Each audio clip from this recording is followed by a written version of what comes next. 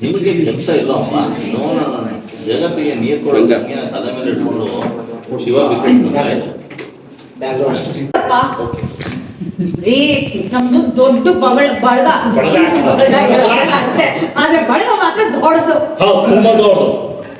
Sir ಇದು ಅವಮಾನ ಮಾಡ್ತಿದ್ದೆ ನಿಮ್ದಿಲ್ಲ ಮಾತು ಹೌದಾ? ಮನೆಗೆ ಬರುವಂತವ್ರು ಇದ್ದಾರೆ. ಅದೇ ಅವಮಾನ ಮಾಡ್ತಾ ಇದ್ದಾರೆ. ನಾನು ಹೋಗ್ತಾ ಇದ್ದೀನಿ. ಅಯ್ಯೋ ಕೂತ್ಕೊಳ್ಳಪ್ಪ. ರೀ ನಮ್ದು ದೊಡ್ಡ ಬಳಗ ಮನೆಗ್ ಬರಲ್ಲ ಅಷ್ಟೇ. ದೊಡ್ಡ ಬಳಗ ಮನೆಗ್ ಬರಲ್ಲ ಅಷ್ಟೇ, ಆದ್ರೆ ಬಳಗ ದೊಡ್ಡದು. ಮೈಸೂರು ಹುಡುಗ ನೀವು ಅಷ್ಟು ಕೊಟ್ಟು ಆದ್ರೆ ಬಳಗ ದೊಡ್ಡ ಬಳಗ ದೊಡ್ಡದು ಅಷ್ಟೇ. ಮೈಸೂರು ಹುಡುಗ ಅಲ್ವಾ? ಮಾತು ಚೆನ್ನಾಗಿ ಆಡ್ತೀಯ, ಮಾತಲ್ಲೇ ಮನೆಗೂ ಕಟ್ಬಿಡ್ತೀಯ.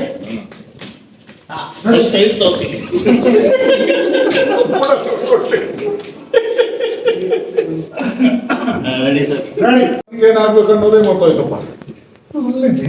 ನೀನೇ ಹೇಳ್ಬಿಡಪ್ಪ. ನೀನೇ ಹೇಳ್ಬಿಡಪ್ಪ. ಯಾವ ವೆರಿ ಸಿಂಪಲ್ ಅತ್ತೆ. ಮೈಸೂರು ಅಂಬುಜಾ ಇಲ್ವಾ? ಅವ್ರ ಮಗನ, ಅವ್ರ ತಮ್ಮ ಇಲ್ವಾ? ಅವ್ರ ಮಗನ, ಅವ್ರ ಮೂರನೇ ತಂಗಿ ಇಲ್ವಾ? ಅವ್ರ ಮಗನ, ಅವ್ರ ಮಗನೇ. ವೀಣನ್ ಮಗನ. ಕರೆಕ್ಟ್ ಆಗಿ ಕ್ಯಾಚ್ ಮಾಡಿದ್ರಿ. ಅವ್ರ ಮಗನೇ. ಅಲ್ಲವೇ ಕೌಸಲ್ಯ, ನಮ್ಮ ಮನೆಗೆ ಬಂಧುಗಳಾಗ ಬರೋರೇ ಯಾರು ಇಲ್ಲ. ಬರೋದು ಬಿಡು, ನಮ್ಮ ಮನೆ ಕಡೆ ತಲೆ ಹಾಕಿ ಮಲಗೋರು ಯಾರು ಇಲ್ಲ. ಅಂಥದ್ರಲ್ಲಿ ಅವ್ರನ್ನೆಲ್ಲ ನೆನ್ಪಿಟ್ಕೊಂಡಿದ್ಯಲ್ಲೇ. ಏನ್ ಮನೆಗೆ ಬರೋರು ಇದಾರ? ನಿಮ್ ಬಂಧು ಬಳಗಕ್ಕೆ ಅವಮಾನ ಮಾಡ್ತಾ ಇದ್ದಾನೆ ಮನೆಗೆ ಬಂದು. ಫ್ಯಾಮಿಲಿಗೆ ಅವಮಾನ ಮಾಡಿದ್ರೆ ನಾನು ಹೋಗ್ಲಾ? ಅಯ್ಯೋ ಕೂತ್ಕೊಳ್ಳ. ಅದೇ ಕೂತ್ಕೊಳಪ್ಪ. ಅದೇ ನಿಮಗೆ ಗಂಡಸರು ಒಂದು ಸೀಕ್ರೆಟ್ ಹೇಳಿ ಕೇಳಿ. ಯಾವುದೇ ಗಂಡಸ್ ತೊಗೊಳ್ಳಿ, ಅವನು ಗ್ಯಾರಂಟಿ ಪೋಲಿನೇ. ಮದುವೆ ಮುಂಚೆ ಮಿನಿಮಮ್ ಅಂದ್ರೆ 2 ವರ್ಷ ಇಲ್ಲ ಅಂದ್ರೆ ಆ ಗಂಡ ಜೊತೆಗೆ ಅವಮಾನ ಅದೇ. ಬಟ್ ಮದುವೆ ಆದ್ಮೇಲೆ ಯಾವ ಗಂಡು ಸೀರಿಯಸ್ ಆಗ್ತಾನೋ ಅವನಂತೂ